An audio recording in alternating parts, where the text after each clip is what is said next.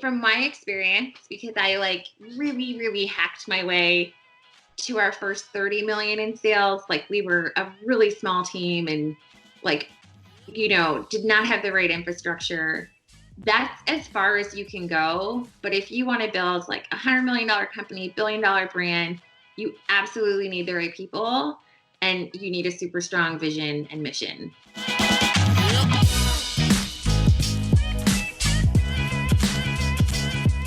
Hey guys, welcome back to another interview at Foundr. Today I'm speaking with Joanna Griffiths, and she is the CEO and founder of KNIX. And we're going to hear all about her journey, how she started this incredible company, and so much more. So, Joanna, thanks so much for taking the time to speak with me today. Of course, thanks for having me. You're welcome. So, the first question I ask everyone that comes on is, how'd you get your job? I had to make it for myself. Yeah. No, that's the truth.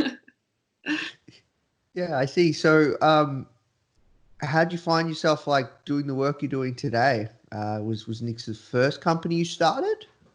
Yeah, KNIX is my first company. So I founded the company a little over 7 years ago. So I've been at this for a while.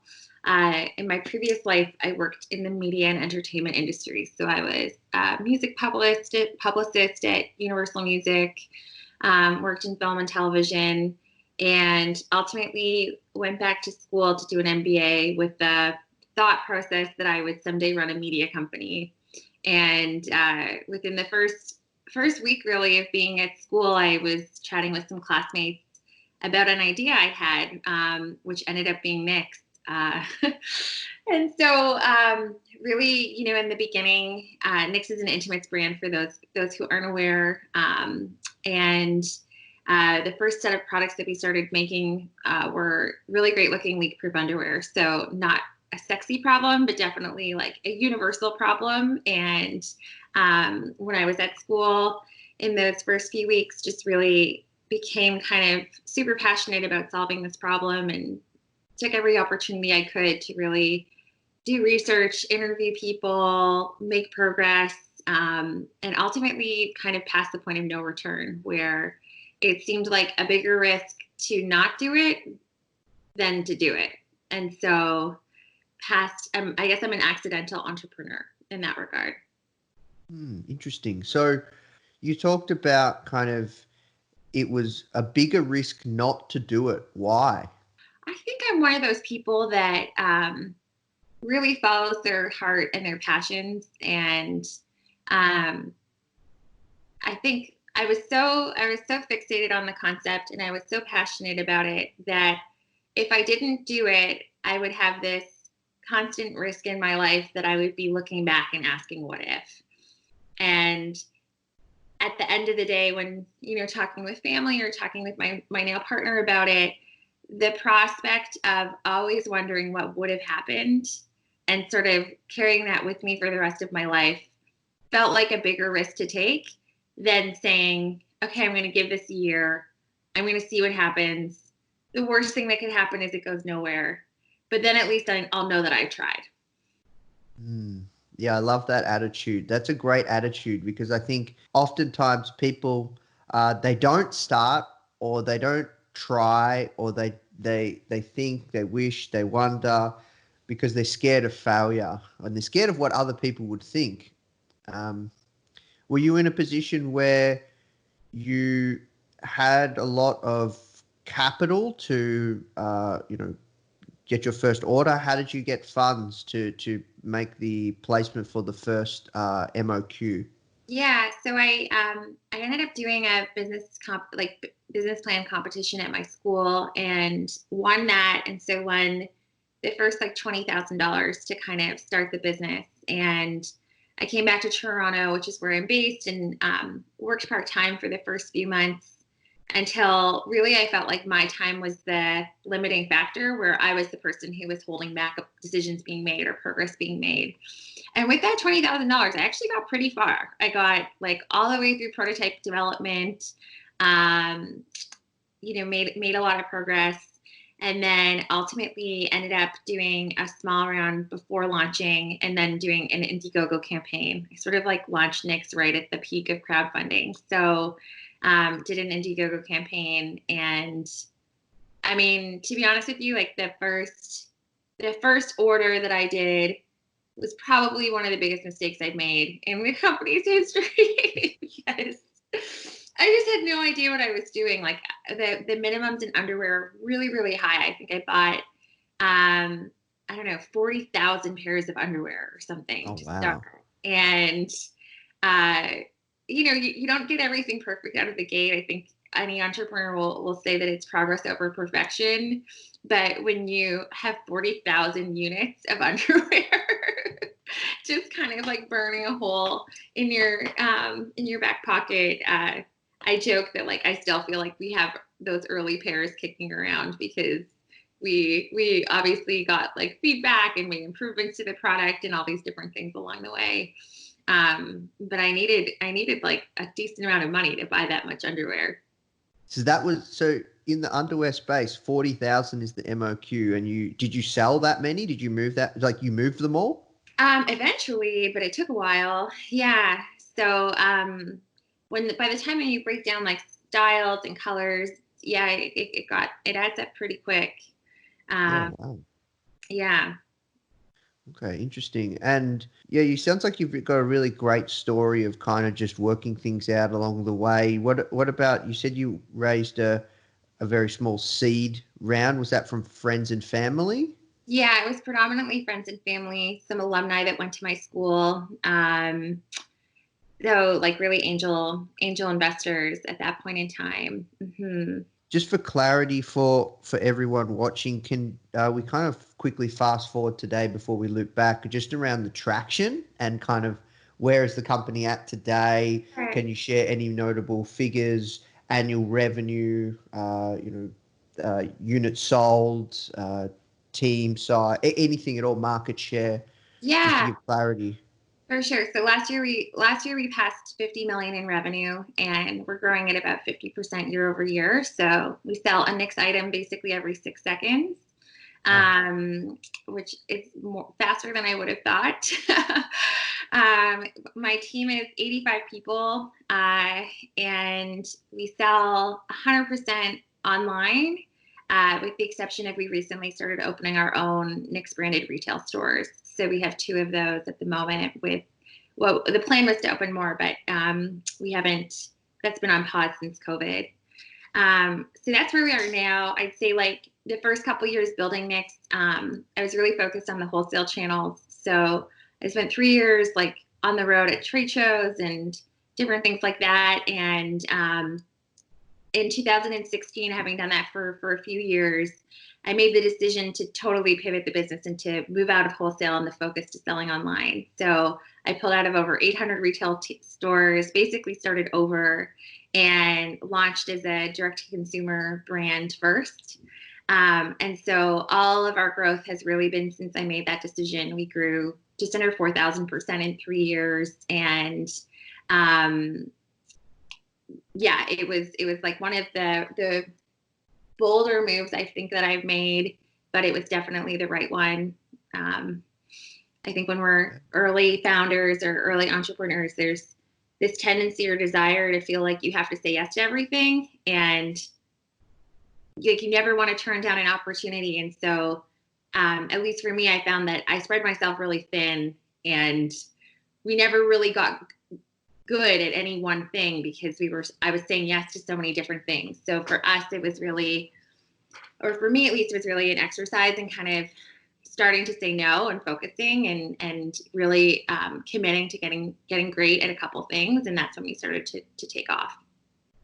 Yeah, wow. That's a very, very common theme that once you get a little bit of traction, if you really want to scale your company, you just need to do less and focus. Which It's crazy. which you can only learn through experience. Like people told Yeah. me that early on, and I was like, that sounds nuts. I don't think so. That doesn't make any sense. Why would I say no to something? And then you slowly start to learn that it's not, when you say yes, it's at the detriment of something else. So yeah, absolutely. Yeah, that's a sign of, yeah, I guess, entrepreneurial maturity, hey? Yes, definitely. It takes a while. Yeah, okay. So let's talk about kind of those early days, because the early day stories are always interesting to me because, if someone looks at everything you've accomplished now, that it would seem really out of sight, and a lot of people watching this, might be looking to start a business, or they might have recently launched something, or they're working on an e-commerce product, and moving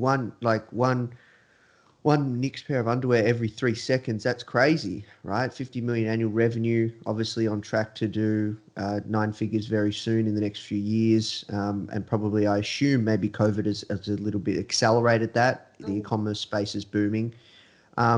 So let's talk about those early days. So why did you decide to do an Indiegogo campaign? We've done an Indiegogo. No, we did a Kickstarter, then Indiegogo. We listed on Indiegogo afterwards, as the extension. But yeah, why did you decide to do that for this particular product? Because generally it's more invention style. No, you're absolutely right. We were a bit of an outlier. So I started with Indiegogo. I did the opposite of you, and then later went to Kickstarter. And I guess like when I launched KNIX crowdfunding was just starting to kick off. I really didn't have any experience or background in apparel. And so going into making that first order, which was like huge, as I mentioned, I felt like I couldn't mess it up. And so what I viewed crowdfunding as enabling me to do was to get feedback before I committed to the order, to like understand what customers would be looking for in terms of styles and sizing breakdown and silhouettes and whatnot. And I learned a ton from that experience. I would have ordered not the right things without the feedback and input from those first, I don't know, 1,000 customers or whatever it was. So, and then I would also say that it really ingrained this philosophy and approach that we've taken at KNIX ever since, which is a true like community approach to building our company and our brand. And not being afraid to ask customers what they're looking for and to use them as kind of like the inspiration for products. And so I was able to learn that early on through the crowdfunding process, but we were an outlier, definitely. And I think like it was just what you did at the time. Does that make sense? Like it was like peak hype, peak like how it was like I feel like 2013, 2014, that was like the year that people did crowdfunding campaigns to launch their businesses. And when the media still cared about it, they would still write about a crowdfunding campaign. Like a lot has changed since then. Interesting. So you launched on Indiegogo. That's how you got your first 1,000 customers. Mm-hmm. Yeah. Okay. That's actually smart because they have an audience of buyers. That platform has an audience of buyers, as opposed to running Facebook ads, which people try and do, or do the PPC play, or build up a community on Instagram, or send to influencers. You just went to a market where people are looking to buy. Yeah, exactly. It had a built-in audience and community, so that was really helpful. Although I will say that how we ended up getting into wholesale in the first place was I quickly discovered that it's still really hard in the early days to convince people to buy your product. Like you're kind of going one person at a time. And so through that campaign came up with the idea to, if I was going to spend time and energy trying to get one person to buy, maybe I should try and get a department store to buy. And so we pitched and convinced the largest department store in Canada to place a pre-order through our campaign. And that kind of like put us on the map, I guess you could say, from a media perspective in terms of doing something different. So then but it set me on a path that I was not expecting to go on, which was about a 3-year detour of selling wholesale. Yep. So you got kind of hooked to the big PO orders, landing the whale clients or the whale orders, probably, can I assume, not making the best margin, then having cash flow issues. Terrible wonderful Yep. for cash flow. Yeah, absolutely. Absolutely. And yeah, not ideal if you have limited access to funds, I would say. Yeah, retail and wholesale is an interesting one. I have no experience with it, but some brands do make it work, but they're like, but then some are really hardcore D2C, and then they open these kind of flagship Apple style inspiration, Glossier inspiration stores, which do exceptionally well. There's a name for it, right? What do you call that play where you open up your own store, like what you guys are doing? What is there a name? Is there a name for it, right? I wonder what that's like. Yeah, what the term is. It's called something, some sort of e-commerce. I'm not an e-commerce person. I just know a little Ah, bit okay. about it. Yeah. Omni-channel. I'm not sure. Yeah, something like that. Yeah. Hmm. Okay, interesting. So yeah, retail wasn't for you guys for cash flow and margin reasons. Well, wholesale actually, ultimately, what made me pull out of wholesale was two things. So we later went back and did another crowdfunding campaign, a Kickstarter campaign, and that was when we were expanding our products and getting into bras. And so I went back online, and we sold more in 30 days than I did in the first 3 years of the business. So we actually had a really successful campaign. We did about $1.7 million in pre-sales for Wow. probably like the most unlikely product of all time. It was a bra. It was not a gadget. It was not like, it only appealed to a certain percentage of people on the platform, but it went really well. And so my eyes were kind of open to the fact that, wow, this is really like a product that people were interested in buying online. So that was part of it.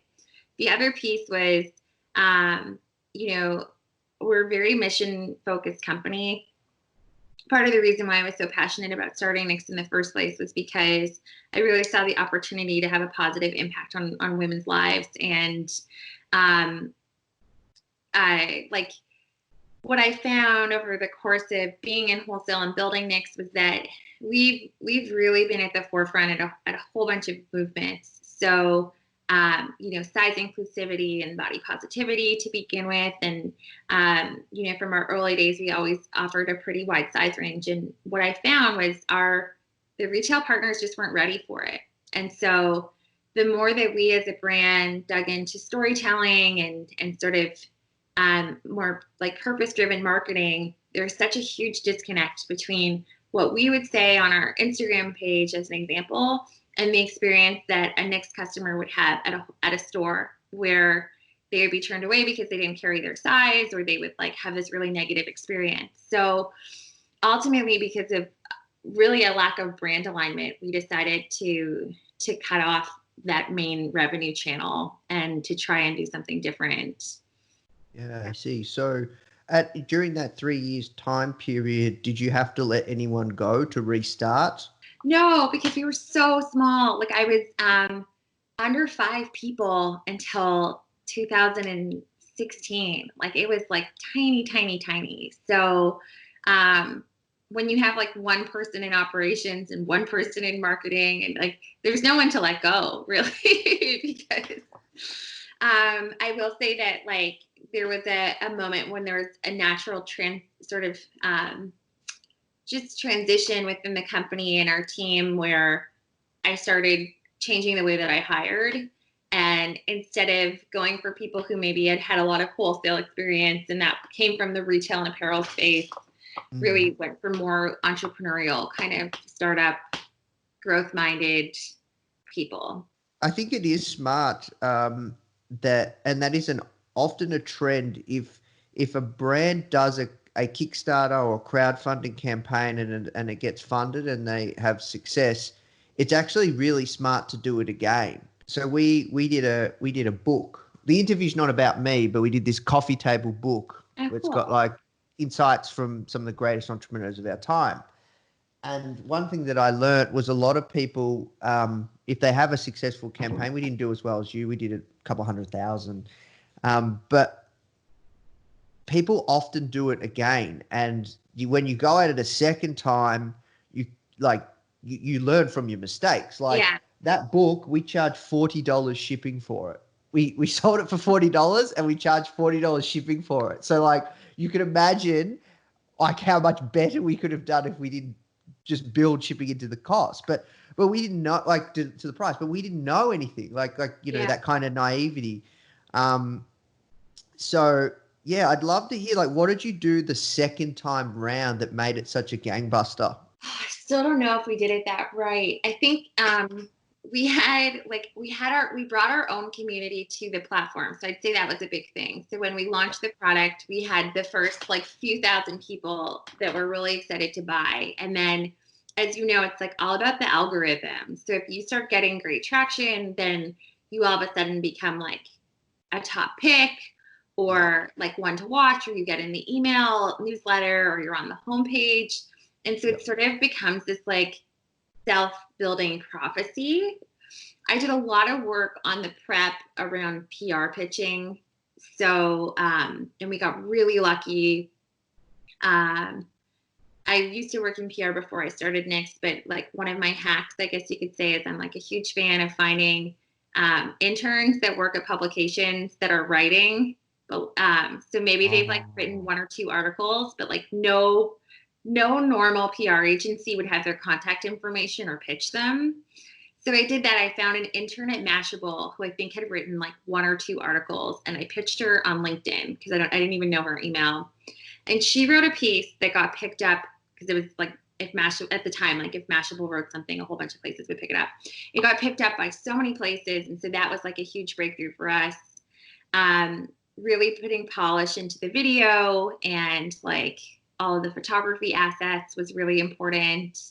And then I always used to, I mean, I haven't done this in so long, but like I feel like I used to be more of an expert, but you set your target really low. You create early bird pricing deals where if you sell through the early bird, you automatically hit your target. So you like try and crush your target in the first 24 hours. And then the thing kind of has like momentum and a life of its own. Yeah, but I still did stuff so terribly. And this was like before the ecosystem had really been developed. Like we offered our bras and the selection of all of our underwear. And in some cases, people would buy 15 or 16 items. So we had millions of permutations in terms of what was possible for people to order. And it took it took 8 months to fulfill because it was so complicated. Like, so Kickstarter is great if you're like, hey, do you want this coffee table book, or do you want 2 coffee table books, or do you want the book and a t-shirt? You know what I mean? It's not designed for what 15 items you want and what sizes, colors, styles, combination. So I think I still have like PTSD after that campaign. It nearly broke me, honestly. Wow. That's crazy. So what happened after that? That's when you guys really hit the ground running, right? You probably would have had to go on a bit of a hiring spree. Yeah, we took it day by day. Like, I mean, we fulfilled all of our orders. We like switched over our changed fulfillment centers because the people that took 8 months were not the people we could work with going forward.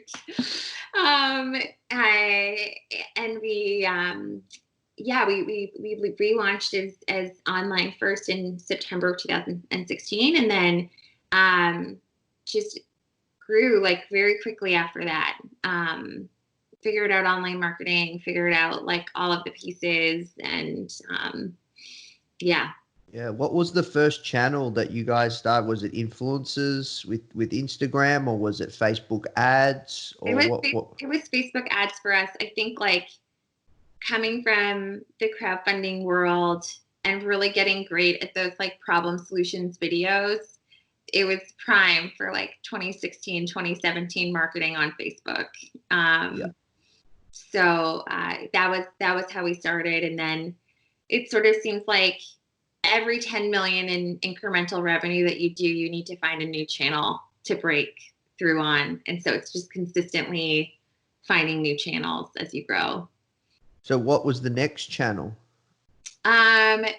started finding some great brand ambassadors, like built out an ambassador program. So that worked really well for us. Smart. Started doing better at PR. Really good customer service, and that way word of mouth picked up and repeat rates picked up. And then I'd say more recently it's been TV marketing, like TV advertising. TV advertising, that works? Yeah, totally.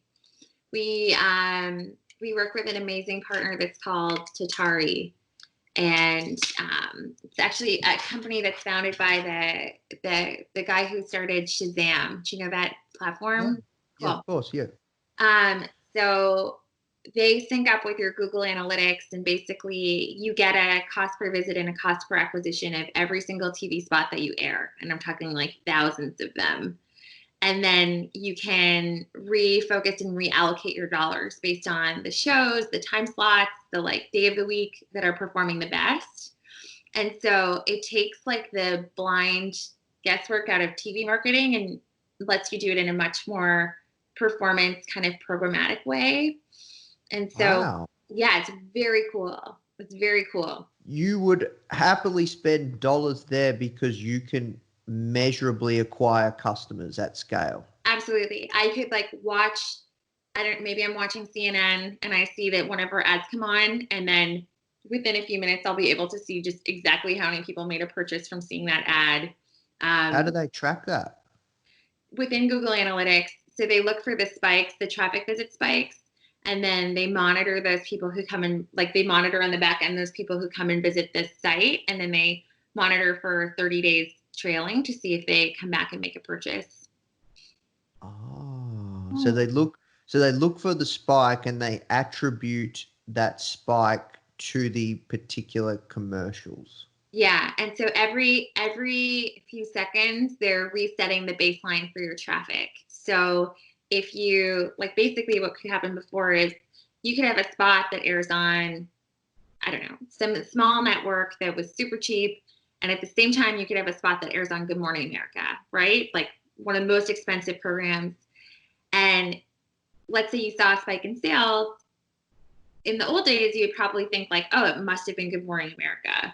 But now actually what they can do on their end is they can break it down and say, you know what, actually it was the like cheaper small site that brought this much revenue and you had this CPA, and the Good Morning America spot, even though it aired within the 5 seconds of that spot, actually wasn't the driver of it. And so it's the only way I got comfortable with TV, because I think having been like bootstrapped, scrappy founder for so long, I was never really comfortable with the prospect of anything that involved a really big financial commitment where I had no idea what the outcome was going to be.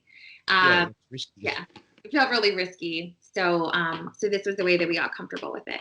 Around the TV ads and the creative itself, can you guys use just creative that's worked on Facebook, on YouTube? Or you have to go out and shoot custom stuff? Is that expensive? Like how much exactly? You have to get agencies involved, right? Well, no. So like one of the first things that I did when we transitioned KNIX to be ecom first is we built our own creative shop, basically. So my husband was a creative director at an ad agency, and he left his job and came in-house. And so we are like very, very self-sufficient when it comes to everything at KNIX. Like we don't really work with a lot of agency partners.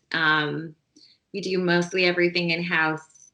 So when it comes to TV creative, we just actually filmed our third TV commercial yesterday. I said last night because it ended so late. So typically what we do is we come up with the concepts in-house, and then we have a freelance production company that we work with, and we pick the directors and we sort of build it ourselves. So, it doesn't have to be that expensive. It just has to be creative that kind of breaks through. Yeah. Okay. Awesome. Yeah, that's really smart. A lot of fast growing direct to consumer ecom brands, they do creative in-house, like, cause that's the game. So you guys must be pretty big spenders on Facebook, YouTube, just all PPC, right? We spend a decent amount. Yeah. Yeah, yeah, yeah. So Yeah. yeah, it's all about the creative. Like that's a big part of it, creative and copy. Constantly. Yeah. And like anytime that I've tried to work with agency partners on something like creative, like you spend so much time bringing people up to speed that and sharing the context of like what's going on. So what we've found is like it's all about fast iterations, testing and learning, getting better, like, and keeping everything in house just means that that feedback loop is so much faster and more effective. Yeah, and I guess you have people thinking about your brand all day, every day, and like you guys are focused on the mission and like the customers, and you're speaking to the customers, and you're looking at what people are saying, and you're looking, yeah, what's working, yeah, Constantly. Yeah, exactly. We live and breathe it. yeah, okay. Yeah. So sounds like I'm curious, how big is your media buying team? So we have about 7 people on that team that do everything paid. And that does not include the creative team. Not including our creative team.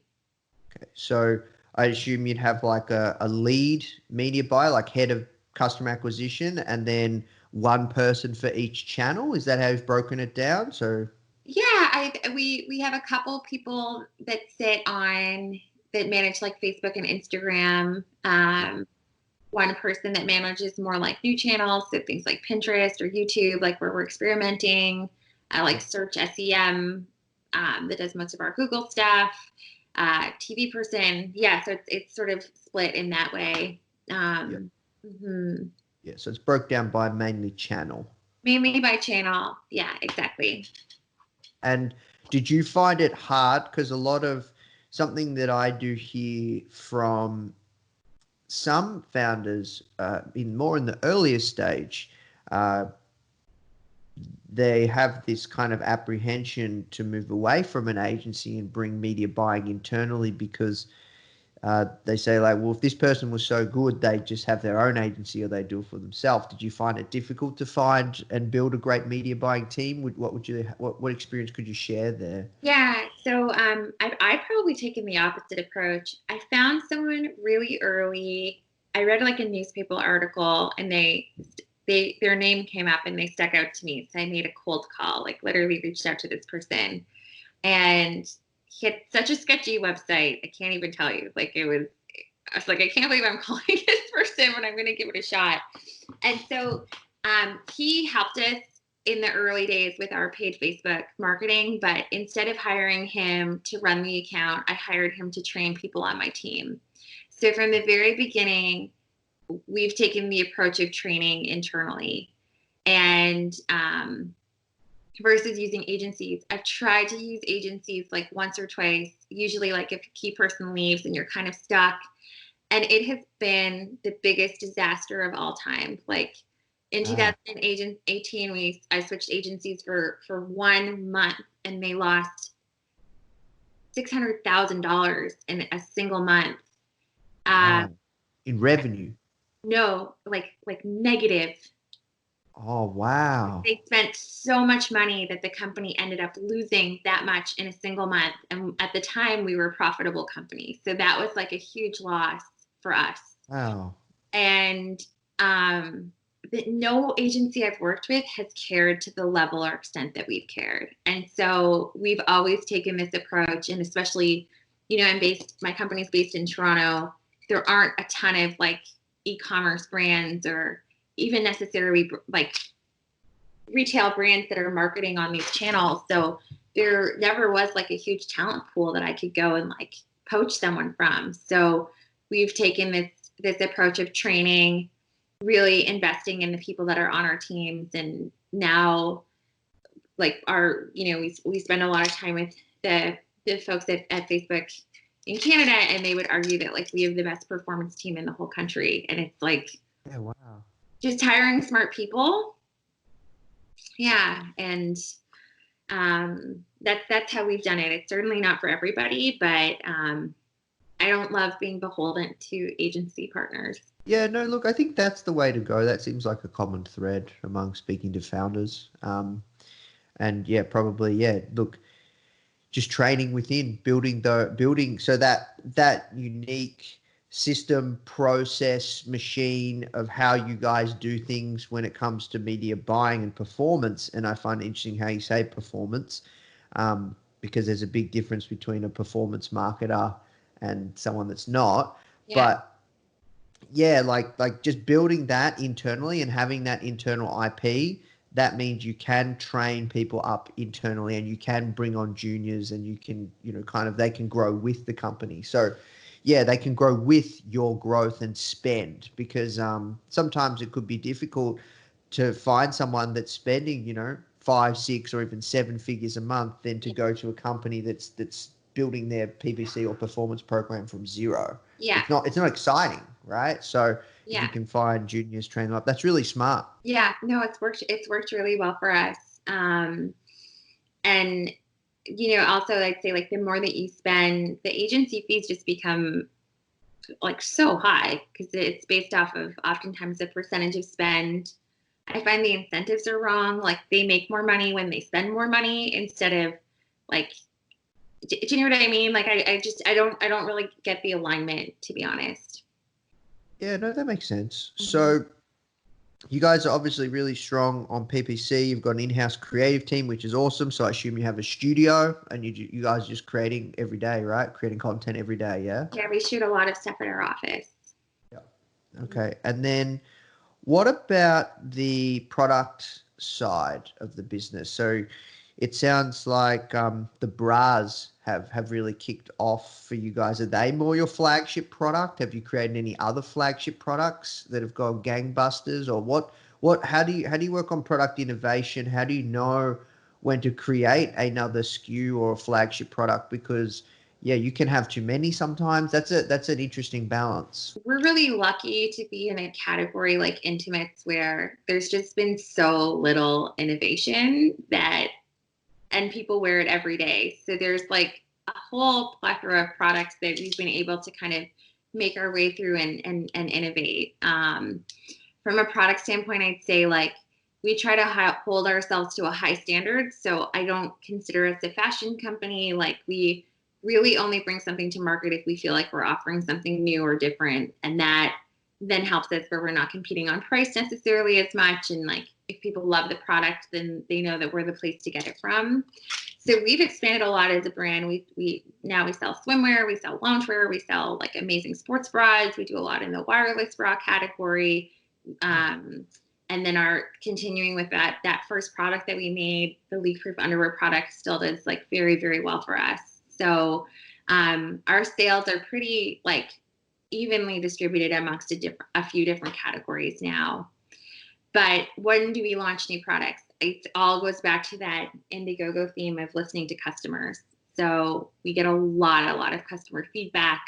We use our customers as our wear testers.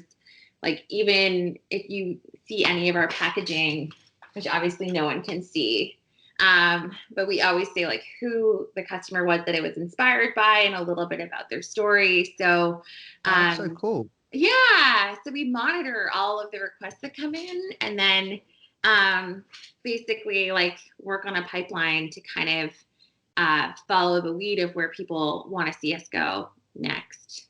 See, how do you field all the customer insights, feedback? Do you have a place for it? Do you have a tool, or is it just in a spreadsheet? Do you align your customer support team, your social team, even your PPC team on the comments? Like, what do you do there to organize that? Everywhere. It is everywhere. So we switched platforms recently for customer service. So we have a great platform now that makes it quite easy to kind of where we can tag like every single ticket that comes in and tag it based on like what the feedback is, what the request is. So we can pull like aggregate themes at the end of Georgius, that one? No, but it's similar to that. We use Customer, it's called. It Sorry also to interrupt. No, it's great. No, it's it. So for people who are looking at it, it also it can pick up on sentiment of emails as well when someone writes in. So you can get a sense of like if the customer's happy or if they're like neutral or angry or dissatisfied. And it's a pretty cool platform. And what we do is every month we have a customer centric meeting where we pull in like everything that's come in through email, through live chat, through phone support. We pull all of the notes from like store notes, all of the themes through social media monitoring, everything that comes in through NPS, everything that comes in through product reviews. And we like holistically across all of those different channels identify what the themes are and where the opportunities are. So Oh, wow. yeah, it's not perfect, but like every brand is inundated with customer feedback and information. And then I will say that like it's very traditional or old school, but I still read every comment that goes on our Instagram page, and that helps too. Still. Yeah, every post we put up, I read through every single comment. Yeah, wow. Okay. You would say, Joanna, you're more of a product and marketing person? Yeah, I love product and I love brand marketing. Those are the two areas that I excel. So how have you complemented kind of, you're probably not that strong on operations or finance. You would have had to do it in the early days, but I assume now you have 80 people, you've supplemented that. Yeah. Yeah, it took me a really long time to find the right team. And I'm sure that's a common theme as well. Like, especially when you're getting started and every day you're building a company that's bigger than the day before.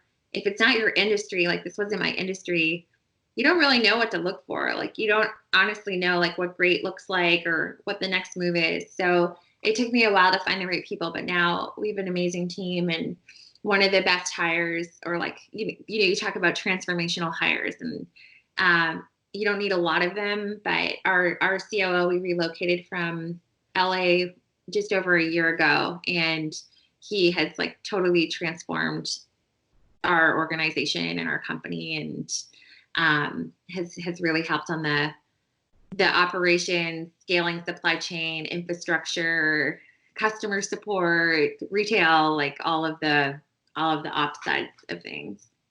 Yep. Yep. So he's an integrator. He is, yes. Okay, awesome. I am not. That sounds like that sounds like a dream hire. So, let's talk about that because, oftentimes when it comes to growing a company, I believe that it is the people that grow and scale a company.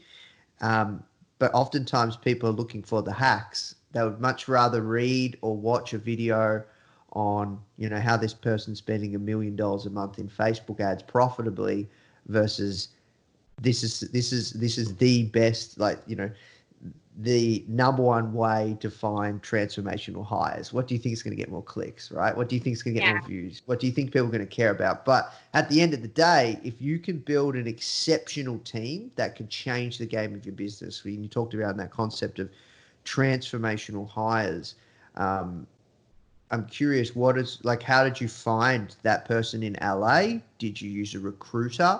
Did you use a recruiter? Mm-hmm. Yeah, I used an executive headhunter who helped with the role. And I spent a lot of time sort of figuring out what it was that I needed and where things were missing. And it's so hard in fast growing companies to get this right, because you'll often find that there are people who have amazing experience, but they're not builders and they don't want to build. Like they are used to having a lot of support and a lot of systems. And so they can't necessarily roll up their sleeves. And I've made those hires a whole bunch of times along the way, and you blink and there's like their team has quadrupled and like the output is the exact same, and like you have no idea what's going on. So I worked with an executive recruiter on this one, and I feel like we found like a diamond in the rough. Like we found our person. Yeah, that's awesome. And what did you look for? Because recruiters obviously are incentivized to find to find anyone that you want to hire, because that's how they, get compensated. What did you look for, and what does success look like for any role within your organization? Talk to me around the type of person, their traits, not just can they do the job, but what are you looking for? Yeah, so for that particular search, I did what's called a retained search. So actually, the recruiter makes the money whether they find you someone or they don't, Okay.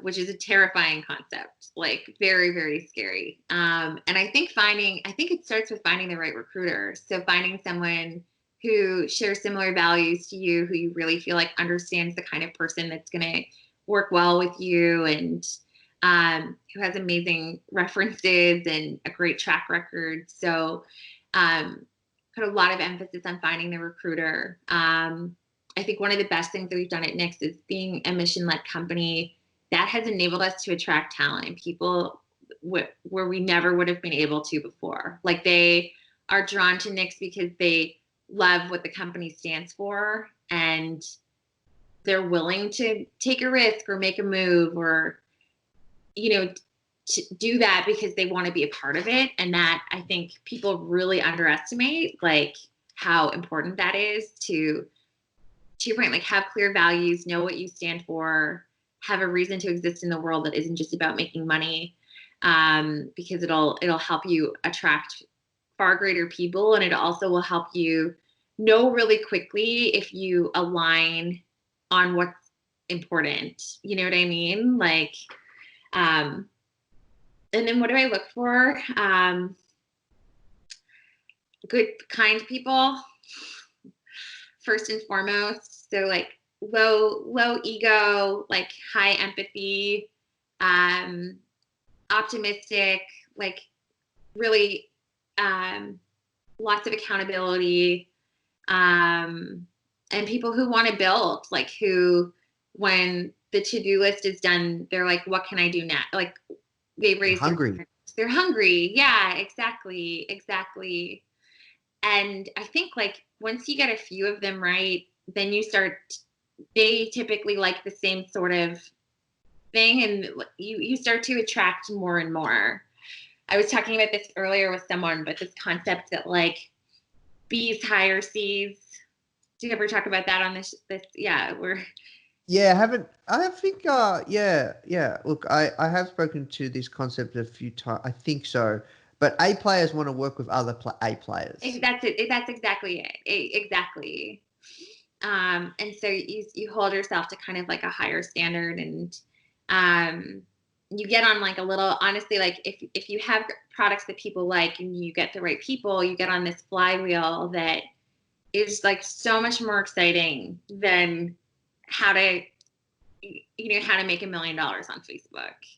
And I think that you can get it from my experience, because I like really, really hacked my way to our first 30 million in sales. Like we were a really small team and like, did not have the right infrastructure.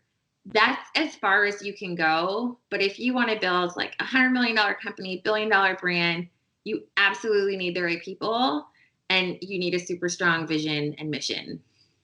Yeah, and you need a really high performance team and culture. Absolutely. Yeah.